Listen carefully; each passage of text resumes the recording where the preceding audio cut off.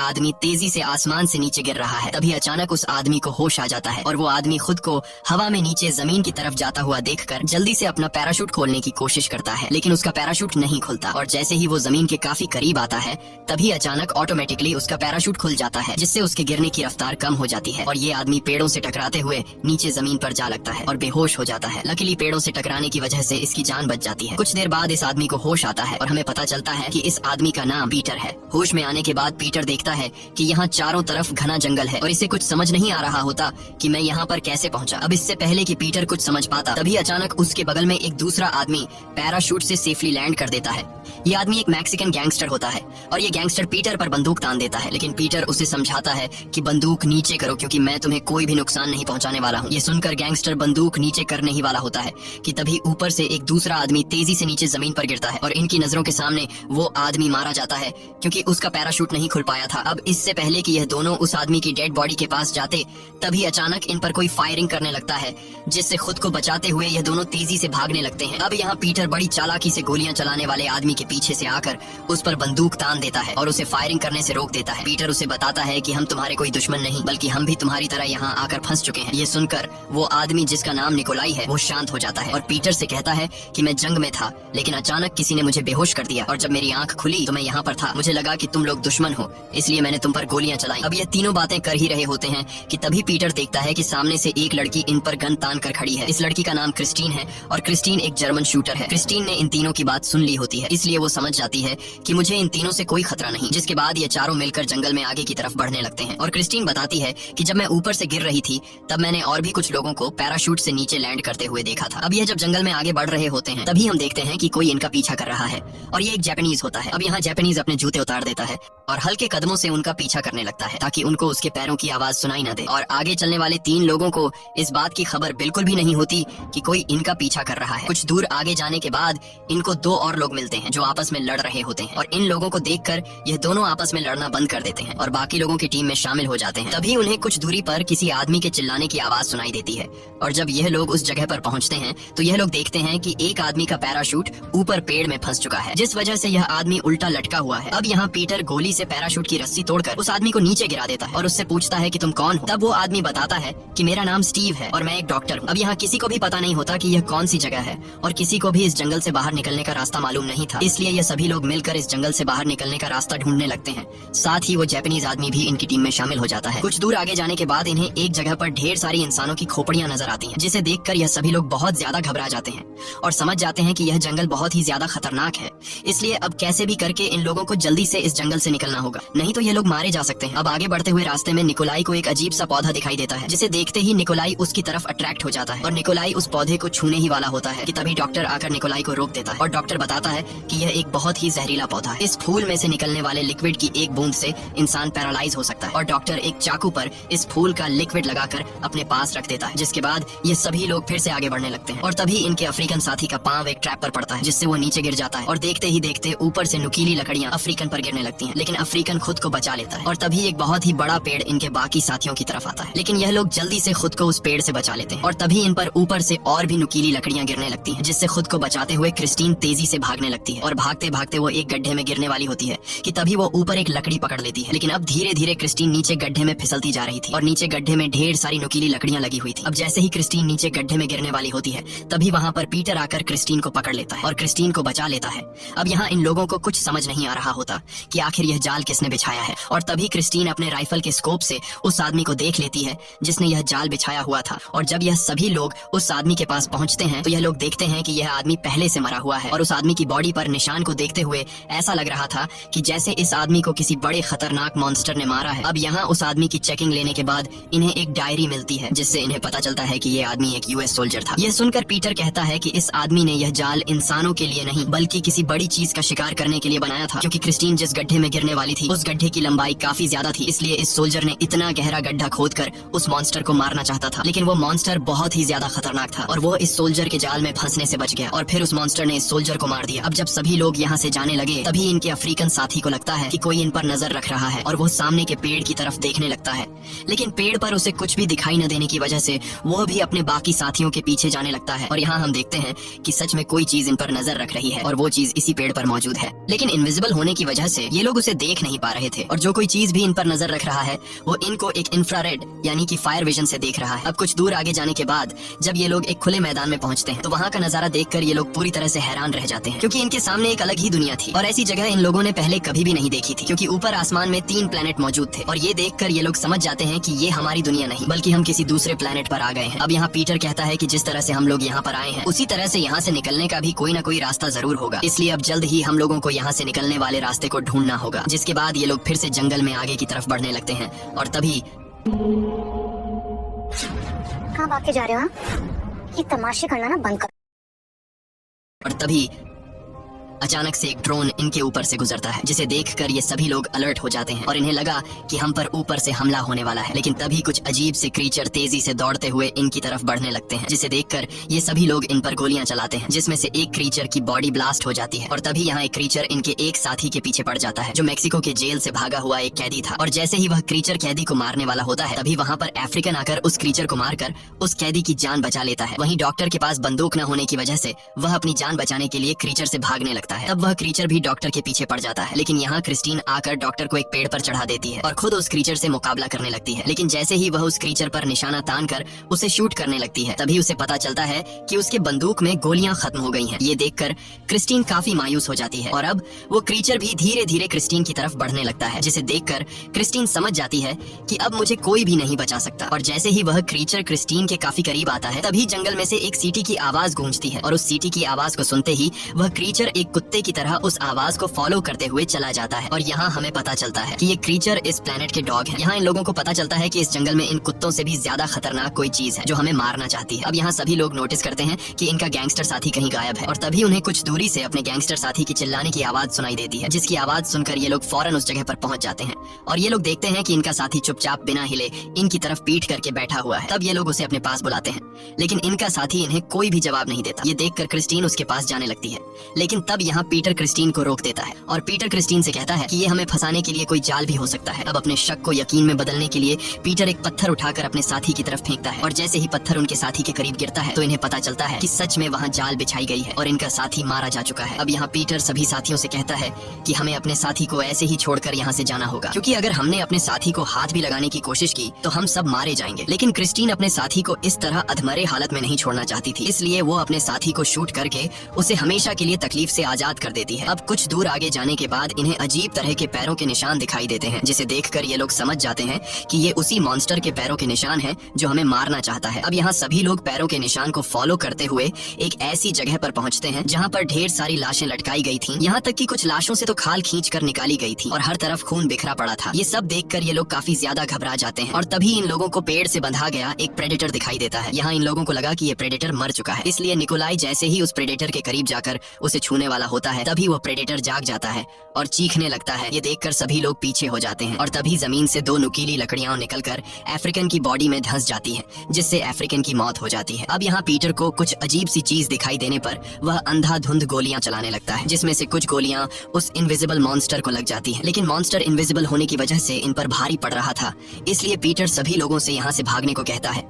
जिसके बाद सभी लोग तेजी से दौड़ते हुए एक पहाड़ से नीचे नदी में कूद जाते हैं और पानी में तैरते हुए किनारे की तरफ बढ़ने लगते हैं। तभी यहाँ एक ड्रोन इनके ऊपर से गुजरता है और इन लोगों को देख लेता है, जिसके बाद ड्रोन वापस उसी जगह पर चला जाता है जहाँ इन पर अभी हमला हुआ था और यहाँ वह मॉन्स्टर अपना असली रूप दिखाता है, जिसे देखकर हमें पता चलता है कि ये भी प्रेडेटर है, लेकिन इनका साइज बाकी नॉर्मल प्रेडेटर से काफी बड़ा है और ये एक नहीं बल्कि 3 शिकारी प्रेडेटर्स हैं। वहीं दूसरी तरफ ये लोग नदी के किनारे पर पहुंच जाते हैं और यहाँ पीटर सभी से कहता है कि मुझे पता चल गया है कि हम पर हमला करने वाले मॉन्स्टर प्रेडेटर्स हैं और ये प्रेडेटर्स हमें इस जंगल से जिंदा जाने नहीं देंगे, इसलिए हमें यहाँ से निकलने के बजाय इन प्रेडेटर से मुकाबला करना होगा। अब यहाँ सभी लोग फिर से जंगल में छुप जाते हैं और तभी क्रिस्टीन को राइफल के स्कोप से एक प्रेडेटर दिखाई देता है, जिसे देखकर ये लोग उस प्रेडेटर को जाल में फंसाकर मारने का प्लान बनाते हैं। और अब प्लान के मुताबिक ये लोग अपने एक साथी को चारा बनाकर जंगल में भेज देते हैं और इनका साथी चिल्लाकर प्रेडेटर को खुद की तरफ अट्रैक्ट कर देता है और जैसे ही प्रेडेटर उसके पास आकर उसे मारने वाला होता है तभी क्रिस्टीन उसे शूट करके मार देती है, जिसके बाद ये सभी लोग उसके पास जाते हैं और यहाँ इन्हें पता चलता है कि ये प्रेडेटर नहीं बल्कि कोई दूसरा क्रीचर है। अब इतने दूर से सीधा शूट करने पर पीटर क्रिस्टीन की तारीफ करता है, लेकिन यहाँ क्रिस्टीन देखती है कि उसकी चलाई हुई गोली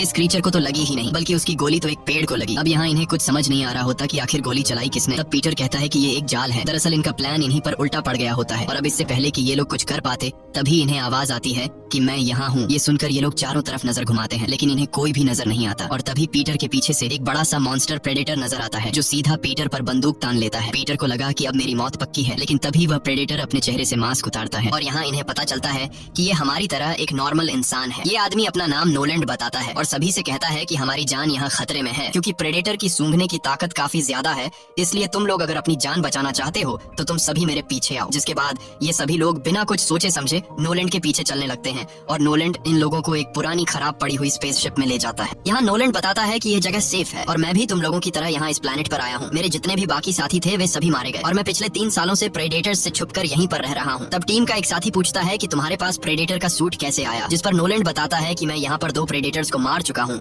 और मैं उन्हीं का सूट चुरा कर पहन रहा हूँ। अब यहाँ पीटर पूछता है कि हम इन प्रेडेटर्स को कैसे मार सकते हैं, जिस पर नोलैंड बताता है कि यह प्रेडेटर बहुत ही ज्यादा खतरनाक है। इनके पास इंफ्रारेड विजन से देखने की शक्ति है, यानी कि यह लोग काले अंधेरे में भी हमें देख सकते हैं। साथ ही नोलैंड बताता है कि यहाँ पर 2 तरह के प्रेडेटर हैं, एक नॉर्मल प्रेडेटर है और दूसरे मॉन्स्टर प्रेडेटर है। और ये मॉन्स्टर प्रेडेटर सिर्फ इंसानों का नहीं बल्कि नॉर्मल प्रेडेटर का भी शिकार करते हैं। ये सुनकर पीटर समझ जाता है कि पेड़ के साथ जो प्रेडेटर बांधा गया था वह एक नॉर्मल प्रेडेटर था। नोलैंड बताता है कि मैं पिछले कई सालों से यहाँ से निकलने का रास्ता ढूंढ रहा हूँ, लेकिन आज तक मुझे कोई भी इस प्लेनेट से बाहर निकलने का रास्ता नहीं मिला। तब पीटर कहता है कि एक रास्ता है, अगर हम इन प्रेडेटर का स्पेसशिप चुरा लें तो हम स्पेसशिप के जरिए इस प्लेनेट से अपने प्लेनेट पर जा सकते हैं। जिस पर नोलैंड कहता है कि स्पेसशिप तो हम लोग चुरा लेंगे, लेकिन हम में से किसी को भी प्रेडेटर का स्पेसशिप उड़ाना नहीं आता। ये कहकर नोलैंड सो जाता है। अब यहाँ पीटर क्रिस्टीन के पास आता है और उससे कहता है कि हमें किसी भी तरह करके प्रेडेटर का शिप चुराना होगा। और रही बात शिप को उड़ाने की, तो हम बाहर जंगल में पेड़ के साथ बांधे गए गुलाम प्रेडेटर को आजाद कर देंगे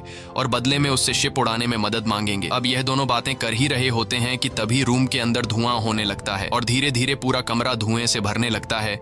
और यह धुआं कोई और नहीं बल्कि नोलैंड कर रहा था। दरअसल नोलैंड इन सभी लोगों को बेहोश करके इनका खाना और हथियार चुराना चाहता था। और अब यह सभी लोग यहाँ से बाहर निकलने के लिए शिप का दरवाजा खोलने की कोशिश करते हैं, लेकिन दरवाजा नोलैंड ने बाहर से लॉक किया था। और अब दरवाजा न खुलने पर पीटर दरवाजे को तोड़ने के लिए उस पर गोली चलाता है, जिसकी आवाज कुछ दूरी पर प्रेडेटर सुन लेता है और प्रेडेटर को पता चल जाता है कि यह लोग कहां पर छुपे हुए हैं। जिसके बाद प्रेडेटर सीधा शिप पर पहुंच जाता है और वह सबसे पहले नोलैंड को शूट करके मार देता है, क्योंकि नोलैंड शिप के बाहर था। इसके बाद प्रेडेटर बाकी लोगों को ढूंढने लगता है और यहाँ बाकी लोग भी बाहर निकलने का रास्ता ढूंढने लगते हैं। लेकिन इस दौरान डॉक्टर इनसे अलग हो जाता है और डॉक्टर अकेले बाहर निकलने का रास्ता तलाश करने लगता है, लेकिन उसे बाहर जाने का कोई रास्ता नहीं मिलता और वह अपने साथियों से भटक जाता है। कुछ देर बाद प्रेडेटर डॉक्टर को देख लेता है और प्रेडेटर डॉक्टर को मारने के लिए आगे बढ़ता है, लेकिन तभी वहां पर निकोलाई आ जाता है और डॉक्टर को जल्दी से प्रेडेटर से बचा कर ले जाता है। लेकिन इस दौरान प्रेडेटर की एक गोली निकोलाई को लग जाती है, जिससे वह नीचे गिर जाता है और यहाँ डॉक्टर अपने साथी निकोलाई को बचाने के बजाय वहां से भाग जाता है। और अब प्रेडेटर निकोलाई को पकड़कर उसके सीने में एक नुकीला औजार घोंप देता है और अब निकोलाई समझ जाता है कि मैं मरने वाला हूँ। लेकिन मरने से पहले निकोलाई जल्दी से एक ग्रेनेड निकालकर एक जोरदार ब्लास्ट में अपने साथ उस प्रेडेटर को भी उड़ा देता है। वहीं दूसरी तरफ बाकी लोगों को बाहर निकलने का रास्ता मिल गया होता है और ये लोग जल्दी से बाहर आ जाते हैं। लेकिन अब बॉम्ब ब्लास्ट की आवाज सुनकर एक दूसरा प्रेडेटर वहां पर पहुंच जाता है और यहाँ इनका साथी जो मेक्सिको की जेल से भागा हुआ होता है वह काफी खुश होता है, क्योंकि उसे लगा कि उसकी जान बच गई, इसलिए वह खुशी से चिल्लाने लगता है। लेकिन तभी पीछे से एक प्रेडेटर उसे शूट करके नीचे गिरा देता है और अब वह प्रेडेटर इनके सामने आकर पीटर के माथे पर निशाना लगा देता है। और जैसे ही वह प्रेडेटर पीटर को मारने वाला होता है, तभी पीछे से कैदी एक चाकू से प्रेडेटर पर कई वार करता है, लेकिन चाकू के वार से प्रेडेटर को कुछ ज्यादा फर्क नहीं पड़ता और प्रेडेटर कैदी को उठाकर जमीन पर पटक देता है। अब मौके का फायदा उठाते हुए ये सभी लोग वहां से भाग जाते हैं और यहाँ प्रेडेटर बड़ी बेरहमी से कैदी को मार डालता है, जिसके बाद वह प्रेडेटर बाकी लोगों के पैरों के निशान को फॉलो करते हुए